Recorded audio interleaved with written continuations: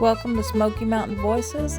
I'm your hostess, Jen Torres. Sit back and relax and join me with our guest. Hello, everyone. Welcome to Smoky Mountain Voices. I'm here with a friend of mine. This is Tammie Browning. She is local to Sevier County. Were you born here? No, I was born in Colorado Springs because my dad was in the service. Okay. But we came back when I was 4 months old. But my family is all from here. So you grew up here? My whole life, yeah. So you have a unique perspective because Yes. I myself am a transplant. I've only been here about 15 years. So you have kind of a native's insight. Yeah, I'll be 56 in August. So we're looking at almost 56 years here. So wow. Yeah. So I met Tammie about 15 years ago through homeschooling. She homeschooled. I'm still homeschooling. And we met through the group here in Sevier County. It's a large group, a lot of homeschoolers. But you've also done other things. I remember you've also done the fair. You kind of spearheaded the Sevier County Fairgrounds, that you were the force behind it. Yeah, I did sales and marketing with the fair, and I did that for the last 7 years. But gosh, started volunteering there. Oh my goodness, probably 14 years ago or thereabouts. Through junior master gardeners and master gardeners and all that, started volunteering, and then just got sucked into to staff there. And there's only a couple of us on staff, so it's not like a big thing. But yeah, okay, but still, I think it's a big thing. Yeah, well, it's fun. It's a very fun thing. Yes. The fair is a very unique industry to be in because it's always different. But, it is. Yeah. So every time I drive past the fairgrounds, I think of you. so you're famous in my eyes. Yeah. Well, I did social media and stuff too with that. So I do, when I'm out and about, people are like, "Oh, you're from the fair," and stuff. So they do see that. So you are recognized. Yes. Yeah. Led the fair avenue there. Yeah. Okay. So, and speaking of social media, when you were winding down, when did your daughter graduate? She's been graduating. 2019, and that's when I went as a staff with the fair. Yeah. Okay. And then you also, like you said, social media, and then you started doing it for you. Mm-hmm. And I asked you about it because I was like, wow.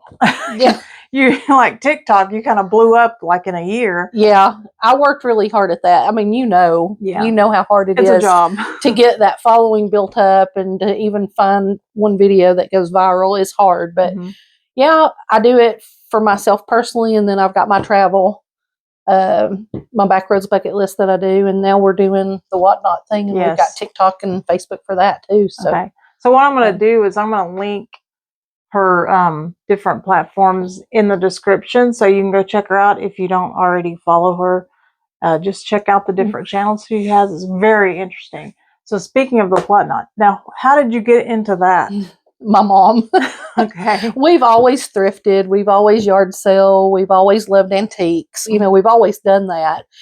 And I've had a consignment store in the years past, but my mom started watching Locker Nuts, and Locker Nuts started selling on Whatnot, and she got to telling me about it, and we got to watching it, and we're like, we could do that. That's an avenue to get rid of some things. Right. We can still shop. But I was looking for something that I could travel with. The fair was pretty flexible, but I wanted something that I could do no matter where I was at. And Whatnot, you can do that. We're going to experiment in March. We're doing Beaches to Peaches yard sale that's in Georgia. And we're going to, every night from the hotel room, we're going to try to sell a few things from the hotel. Wow. So it'll be an experiment. But yeah, just to see if you can travel and do it. Oh, wow. That sounds pretty cool, actually. Yeah. Get some traveling in, plus make a little money on the side there. Yeah. Okay. So you said yard sales. What are some of the things that y'all focus? We're more vintage, like vintage home decor, vintage kitchenware, that kind of thing. So crochet, doilies, those type of things. glassware, antique books, just whatever we find that strikes our interest. Yeah. We do more of a variety type show, so we have a little bit of everything. Okay. Yeah. I have watched a few of the different ones on Whatnot that they'll focus on, like this one does shoes and this one does purses, this one does electronics, and you can pretty much buy anything on Whatnot. Yeah. Like if you go on and search it, I mean, I watched a show the other day and the guy was selling fish, like for restaurants and to cook, and he sold one piece of fish for like $100. I don't know what it was. I don't know anything about fish, but apparently it was a very delicate kind of fish. I don't know. Oh my goodness. So that kind of keeps you busy. Very busy. So what, just since you are native here, let me get your thoughts on what are some changes you've seen over the years of, I know this area has blown up even since I've lived here. Yeah. And has just gotten a lot. But what are some, well, let's go with what are some positive things that you've seen? Well, for one, it creates a lot of jobs. I mean, we're never going to deny that we're a tourist industry. I mean, it has been even since I can remember growing up. You know, we always had tourist attractions and stuff here. So for sure, it helps with the jobs and all of that. It keeps our property taxes low. It keeps all of that kind of stuff low. So that's the positive. Okay. Now, I know a little bit of your situation of where you live because there's cabins everywhere and you got some practically in your backyard. So that, I'm guessing that would be kind of the negative. Very much the negative. Very much. Yeah. We're on generational land. So this land was my great grandfather's farm. I thought I would live here forever. We've been here 32 years. Thought I would be here forever. Thought I would probably die here. Won't happen. Yeah. We're sandwiched between, of course, we've got family around us and stuff here, but we're sandwiched between cabin rentals on this side of us and a huge resort in the last couple of years on that side of us. Wow. And when we say they're on us, like, I mean, you can see when you're out there, they are towering over top of us, and there's no noise ordinance in our county. Yes, unfortunately, I found that out. Yeah. Because we have them across the holler from us. Yeah. Which it's not very big. So we hear them too. Yeah, the city has it. The county does not. And sadly, these cabins over on this side, they are $2.1 million cabins. They sleep 20-something people. Yeah. They have an indoor pool. They have a party deck on top with stereo systems. And 3 o'clock in the morning, people are out partying. So, and you live here and have to deal with that. Yeah. So, yeah. What would you think would be something that maybe could change? Well, I know a lot of resorts do quiet hours and stuff. And I think this is a resort, but there's so many different cabin rental companies within that resort. So there's no, I guess there's no real guidelines as far as what they're doing over there, and nothing's enforced. They're sure not enforcing any quiet hours. But if our county, and we've actually went and talked to the county commissioners at the meeting and stuff and requested a noise ordinance. Right. I mean, it would be a great help, but nothing's been done. So maybe if more people would just keep going to every meeting and they'd get tired of hearing it. Yeah, we actually spoke, and you know, some of our commissioners come up, the mayor come up. Of course, the mayor was on the fair board too, so I sort of know Mayor Waters and stuff. But they've told us how hard it is to get an ordinance, but still, nothing's done. So, but we'll eventually move. Oh wow! Yeah. So, is that something coming up? Is that just an idea for in the future? Or do you have definite plans? We have. Well, it's an idea with definite plans. Okay.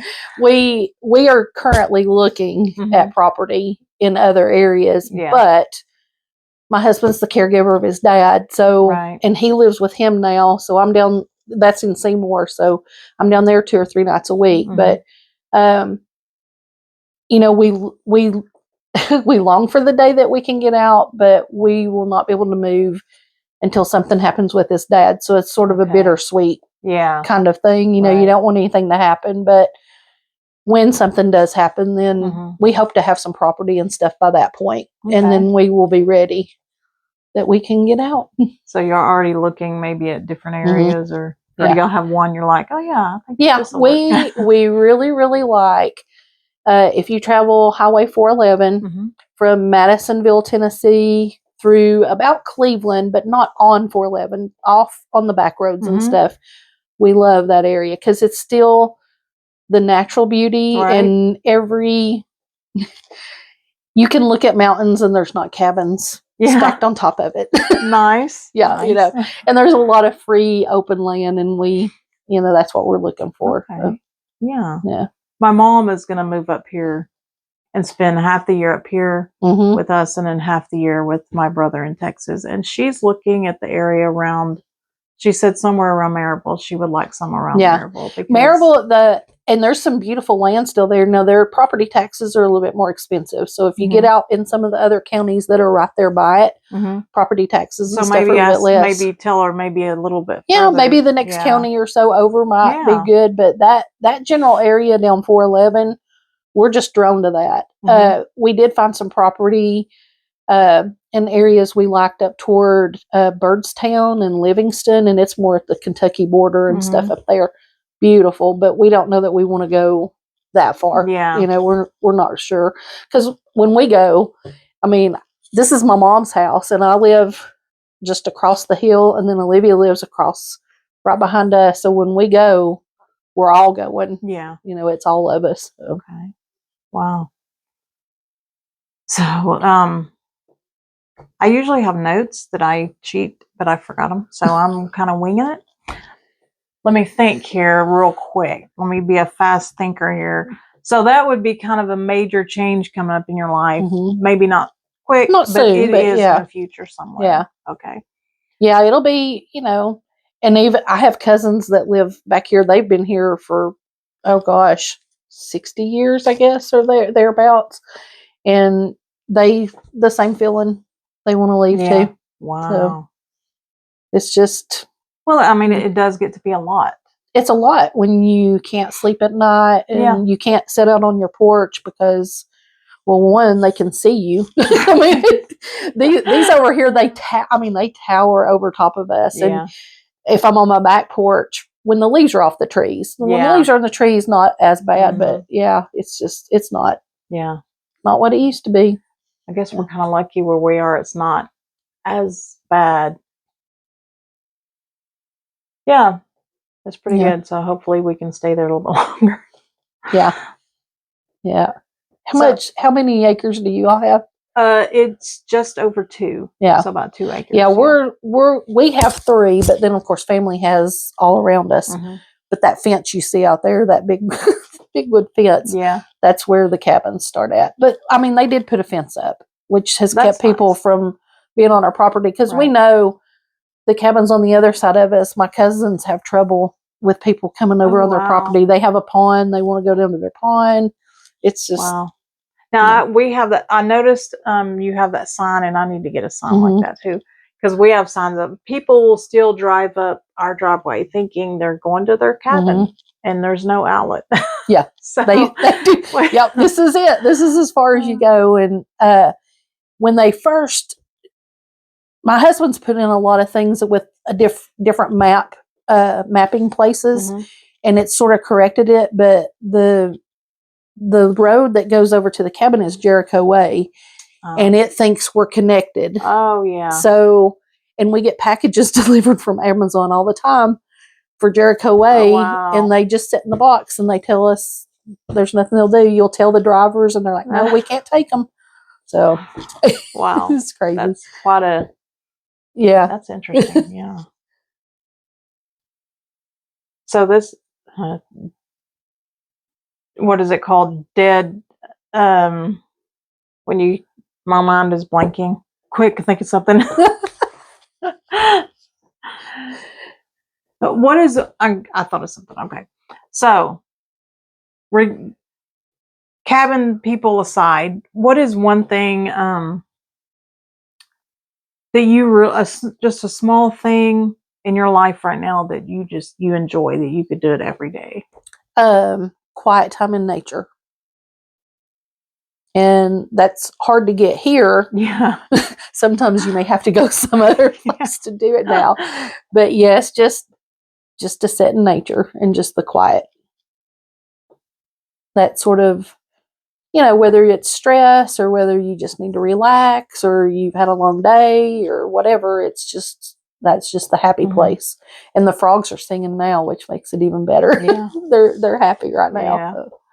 What is something like just a little bit like a word of advice that you would give everyone, that just, if somebody said, what's a good word of advice, something you would just pass on to someone else? In general about life?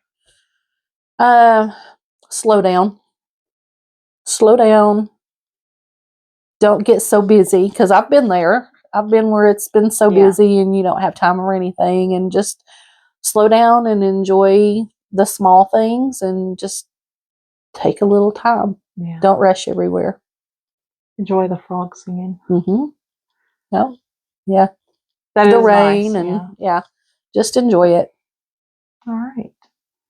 Well, thank you for being welcome. my guest on my just starting off podcast. I told her she's my guinea pig because she's my first guest here. So, and I'm happy to do it. Yeah. I said all my close friends are going to get the beginning, the guinea pigs, and then I'll expand out hopefully. Yeah. So this is Smoky Mountain Voices, where you get to hear the people that live here in the Smoky Mountains. And thank you for watching. If you made it this far, I hope you did. Thanks for tuning in. Thanks for watching. See you next time. Bye. Thanks for having me.